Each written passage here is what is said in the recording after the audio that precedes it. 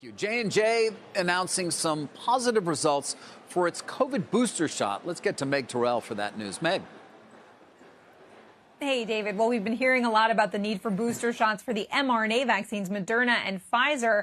Now getting the first of some data from Johnson & Johnson in the form of a press release where they said 6 months after the initial single shot with their vaccine, they gave a booster dose to a few people in an early study and found that it caused a rapid and robust increase in spike binding antibodies to the extent 9-fold higher than what they saw about a month after the first shot. Now, saying that this should inform or help inform decisions about giving a potential booster to the J&J vaccine perhaps 8 months after the first dose.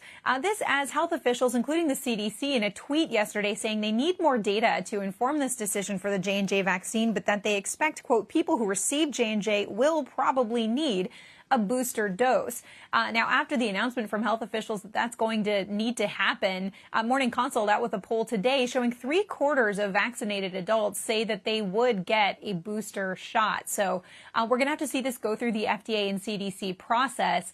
But J&J trying to provide the information here that it can also boost. We are still waiting for more data on the safety of a booster and also more real-world evidence against the Delta variant from the J&J vaccine. Meanwhile, guys, a little bit more news on the vaccine front from Moderna this morning, just announcing that they've finalized submitting their full application for FDA approval of their COVID-19 vaccine. So that's a key step in the process. FDA now has to accept that, and then we'll see how long they take to complete and fully approve the Moderna vaccine as well. But up 3.5% there, guys.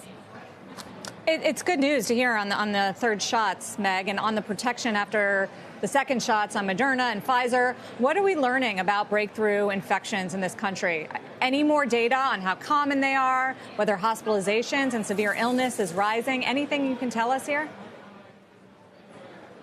Yeah, right now, experts are really pointing out that the vaccines are holding up well against severe disease with Delta. We are seeing that protection against infection and symptomatic disease, perhaps that doesn't put you in the hospital, that is starting to wane, particularly with the mRNA vaccines. We are seeing data showing that, including some that just came out from the CDC yesterday. The CDC is not, broadly tracking breakthrough infections that don't result in hospitalization or death, and it's been criticized for that.